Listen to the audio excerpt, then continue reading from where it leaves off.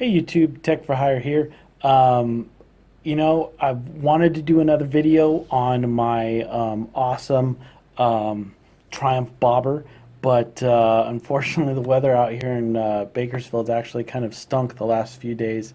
Um, every day it says it's supposed to rain, it doesn't rain, and every day that it's supposed to be nice and sunny, it's cloudy and a little rainy.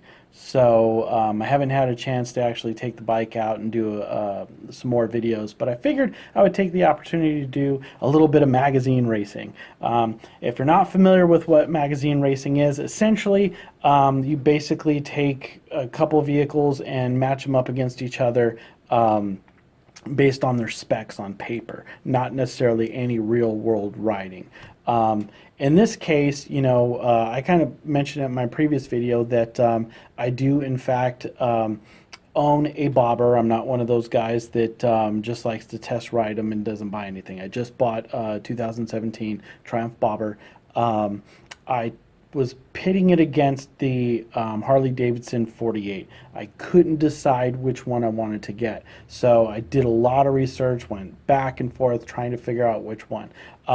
For those of you that don't have as much free time as me or just don't care that much but like to watch a video, I'll do a little magazine racing for you. I'm not going to go over quarter-mile times because they don't have any of that stuff. I just want to go over stats. So I've gone ahead and I have all the information on my computer. I did a little research ahead of time. Okay, so let's actually bring these up. So looking at 2017 bobber versus the 2017 Harley Davidson 48. Those are going to probably be the best matchups that you can find. Displacement on the Harley, it's kind of funny because on the good old Triumph, it doesn't actually give you the displacement. It just says 1200 cc's. The Harley is a 1202 cc, so it's 73.4 cubic inches. So I'm assuming it's going to be 73.2, something around that nature. I don't know. I'm not good with math. But compression ratio is exactly the same. It's 10 to 1. One thing that's interesting with the Harley, because anybody that's been around Harleys knows, for the most part, they're all belt driven. Their final drive is belt driven. But on their website, it actually shows that it only labels their primary drive. It doesn't label their final drive. So I'm not actually sure why they do that. But on the Triumph, it's obviously a, I shouldn't say obviously, some people don't know out there, but it's chain. It's a primary drive is chain. Horsepower, that's always important.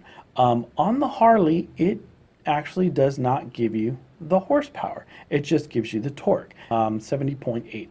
The Triumph is 78.2. So on a bike, that's a pretty big difference. But Triumph does label what their horsepower is, which is 77. That's actually pretty balanced. 77 horsepower, 78 pounds of torque. Real world scenario, what you're going to get there, I'm not sure. There actually was a, I'm trying to find it now. There is a magazine that did a dyno test on the 48. I think it was a 2014 model. And let me find it here. Of course, I clicked on the wrong thing. By Cycle World. Cycle World did a dyno jet on the 48, and it was 61.6 horsepower and 67.8 foot-pounds of torque. Anybody that's been around cars, anybody that's been around bikes, you know that every vehicle is different. Every vehicle is going to be slightly different. So it's underrated maybe or overrated on their website, but what the 2017 has as opposed to this one, which I want to say it's 2014. I mean, the motor hasn't really changed all that much, but they did some tuning work to it, so maybe. I don't know. Let's go back to my other sheet. So we have With the Triumph, we have a multi-point sequential electronic fuel injection system. No big deal there. With Harley, they call it a electronic sequential port fuel injection system. What the difference between them? I have no idea. Does it really matter? Probably not. Gearbox on the Triumph is a 6-speed. Gearbox on the Harley, on the Sportster, is always a 5-speed. One day they will get it through their heads and put a 6-speed in it. When? I don't know. Chassis. Let's look. This is interesting, and I want to say that the Triumph website is wrong, but I didn't really look at it too closely. On Triumph's website, it's showing the front wheel as being an 18-inch rim. I'm pretty sure it's a 19-inch, because you can even tell on the front tire size that shows on the website, it's 19-inch. It's 100 by 90 by 19. So that means it's a 19-inch rim. But on their website, it's showing it's a 32-spoke steel wheel at 18 inches. I don't know. I'll be able to double check it when I actually get home and look at the bike. But I'm pretty sure it's a 19-inch because I could swear I saw 100-19 on the tire. So that would mean that it's a 19-inch wheel. You can't fit a tire designed for a 19 on an 18-inch rim. It won't work. So that's kind of weird. As for the Harley, they're 16-inch wheels front and back. And they're using a aluminum machine wheel now instead of the spoke wheels. Not my favorite. I mean, they look okay, and they're supposed to be lighter, but I'm just not a fan. I'm not a fan at all. The gauge on the, or I should say the instrument display and functions that you would get on the Triumph is a LCD multifunctional instrument pack with analog speedometer, odometer, gear position indicator, fuel gauge, range to empty indication, service indicator, clock, 2x trip, average and current fuel consumption display, traction control status display, cruise control, and heated grip ready, controlled by a handlebar mounted scroll button. That is a feature that I will show you. I'll post it right here. It's a nice little option. I don't think I would use it myself, but you never know. Now with Harley Davidson, you have handlebar mounted electronic speedometer with odometer, time of day clock, dual trip meter, low fuel warning light, low oil pressure light, engine diagnostic readout, and LED indicator lights. So you don't have a RPM gauge or trip to empty. But, you know, some guys will say, well, that's what your trip meter's for. Me personally, I like to know how far I can go before I have to fill up. So that way when you're riding, you see that road sign, it's like, oh crap, I only have 30 miles, and your tank says you got 40 miles to empty. There's no guesswork. Just go fuel up. Dimensions, they are actually very, very close. Let's see, the wheelbase on the Triumph is 59.4 inches. The wheelbase on the Harley is 59.3. So very similar. I mean, you know, I don't remember, it's 1/100th of an inch or whatever the hell that is, but it's 0.1 off. The rake on the Triumph is 25.8 degrees. The rake on the Harley is 30.2. Big difference in riding position. Harley's a little bit farther out there. Triumph is a little bit closer in. Probably work better for, you know, off-road antics. But, you know, dry weight on the Triumph is 502 pounds. On the Harley, it's 538. Now, the Harley is showing that once you put all the fluid in it, add everything into it, it adds, okay, 13 pounds.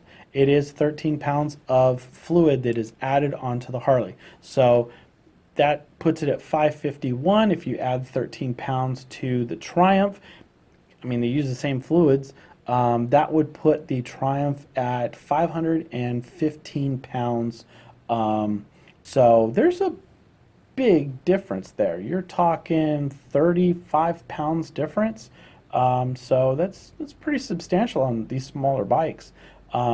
As I've mentioned before, the Harley only has a 2.1 gallon gas tank. The tank capacity on the Triumph is a 2.4 liter gas tank. With the Harley, you can order a gas tank for one of the other Sportster lines and use that one. That's a 3.3 gallon tank. I am running with the notion of taking the Bonneville T120 tank, which is a 3.2 liter gas tank, and seeing if that fits on the bobber. That would actually be kind of cool. I'm kind of hoping that I would be able to do that. Just increases the range that I can go on the bike, less often that I have to fuel it up. Yeah, that would be pretty cool. But you know, I got it. The body lines almost look right on the tank, and it has the same type of graphic that's on the side. So I'm really interested to see if that's going to work. But obviously, I got to talk to Triumph and find out how much an extra tank is going to cost. Painted, same color as the bobber. Luckily, it got black, so that's pretty much universal. So I shouldn't have to worry about that. But overall, I mean, it really depends on which bike you want to get. Me personally, I bought the bobber. I wasn't looking for the bobber, to be perfectly honest. I just happened to, I took a break, walked down the street. There's a Triumph dealership down the road. I just walked in, wanted to see what new stuff they had, and as soon as I saw the bobber, I fell in love with it. I mean, just absolutely fell in love with that bike. It is beautiful. The pictures of that bike don't do it justice. If you're interested in going in and buying the bike and you can't decide between the two, just go look at it. Go look at the bike, go take a peek at it. You'll be sold once you see it. I've always been a Harley guy. I actually did a poll before I bought the bike, trying to decide which one I wanted to go with. Originally, I wanted to get the Roadster Sportster, but it is not a comfortable bike. So it's a different feel. It's more like a cafe racer style bike. It just wasn't comfortable for me. But I went there specifically to look at that bike and compare that to this bike, the Triumph Bobber. And I did a poll on my Facebook page, and I mean, overwhelming majority of the people said Harley. Go with the Harley. I've had a Sportster before, so I kind of knew what I would get with the Sportster. I didn't know what I would get with the Triumph. I test drove the Triumph 3 times. I had to be sure. Test drove it twice. Went to the Harley dealership. Test drove the Sportster 48. Went back to Triumph. Test drove it one more time. I was sold. It feels like a lighter, more nimble bike. The only real downside to it is it's quiet. It has a very quiet exhaust.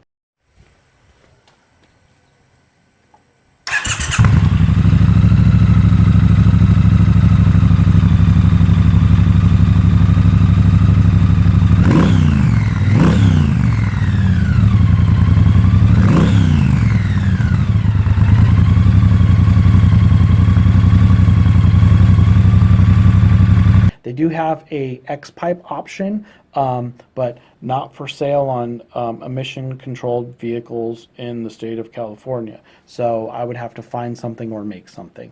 It wouldn't give me the sound that you get out of a Harley because that's 2 separate pipes. So that's why you get that blub blub sound to it. With any other system that you go where they share exhaust pipes, it's going to mute that. It's going to more sound like one sound versus the 2. I did opt for the 4-year warranty. Well, you get the 2 factory warranty, then an additional 2 years, so 4 years altogether. I don't know how much I'm going to be messing with the bike up until that point, but you know, I can't really give you a hard time for an exhaust. You know, the big, for other people, the big considerations are money. How much are these bikes going to cost? When you look at the Bonneville Bobber, it costs $11,900, and that's MSRP. Now, the Harley, if you choose just the black color, it's $11,299. So there is a $700 difference between the two. So you kind of have to make a decision on which one you want. But factor this in is with the bobber, you get ABS automatically. It just comes. So if you want to do bike for bike, you kind of can't, because these bikes are just too different. There's too many features that are on the Triumph that you just don't get with the Harley from the factory. So, but get as close as you can. If you add ABS to the Harley, it puts the Harley within $100. So they would both have ABS brakes, but then there's all these other differences that I mentioned before that the Harley just doesn't have. So price-wise, they're pretty close. But if you were to make both bikes as close as you could, get the larger gas tank on the Harley. That way you can get the digital gauge output, so you can have your RPM gauge, your fuel to empty option, the digital gauge readout, all that kind of stuff. It's not cheap. Just the tank alone is $950. Getting the gauge is another $314. The fuel sending unit is another $150, I think. Plus, it's the installation. If you're not going to do it, you're going to have Harley do it. You have to pay for them to do it. All those features are already on the Triumph. The only problem, again, with the Triumph is only got that 2.4 gallon gas tank. That's definitely something that I'm hoping I can fix by switching out the gas tanks with the T120. The T120 appears to have the same tank lines. It may just be a little bit longer, but I really don't know until I get one in my hands. If I can get a junked one just to test it, I'm going to do that. Just mock it up, see if it fits. If it does fit, I'll buy a brand new one from the factory that's already painted. Then I don't have to worry about anything, because I don't know if the fuel sending unit's going to work and all that good stuff. Hey YouTube, Tech for Hire here. Just finishing up my video. One of the few things that I wanted to mention that I didn't mention in the first part of the video, and I didn't think about it until I got home, was lean angle. I do not have specs on the lean angle on the Triumph. For some reason, I can't find them anywhere. The lean angle on the 48 is 27.1 degrees of lean. If you were to choose the Roadster, that one is 30.1. So you get 3 extra inches of clearance when you choose the Roadster as opposed to the 48. The Triumph, I believe, has much better lean angle. If you actually look at the bike here, you have the peg, which is pretty far up and over from the exhaust system. So it should be pretty good. I have no real way of judging what the full length of the lean would be on that, but I'm pretty sure it's better than what the Harley is. Now, the only thing that would make this better is that they actually put the back pegs over here, because then the only thing that would scrape would be the exhaust. So if you went with like a thinner, like a drag exhaust, then you could clear that without any issue. But if that's really one of your concerns of buying this bike, then maybe you're looking for a different style of bike. This isn't a cafe racer. You would want the Thruxton at that point, which is an extremely nice bike. It's basically the same motor as this one. It just has a different fuel mapping and different bore, different stroke, all that good stuff. But it's essentially the same motor. But that one gets I think almost 100 horsepower and almost 90 foot-pounds of torque. So this has much less horsepower than that one does. And you're certainly not going to be racing any street racers anytime soon with this bike, but you will give most Harleys a run for their money with this bike. Any Yamaha Bolts, any Indian Scouts, any Victory Octanes. Victory Octane is I think faster than this bike, but honestly, this is such a cool bike. If you buy this bike, you're not going to have any complaints. I mean, aside from the issue with the exhaust being a little bit quiet, but you heard it yourself. I mean, it sounds mean. But anyways, I hope you find this video helpful in your decision to get one bike or the other. There's lots of guys out there that are just Harley, Harley, Harley. I mean, 90% of my Facebook friends were like, what are you doing? You have to buy a Harley. I've had a Harley before, so I understand that culture. I was in the Harley owner group for a year.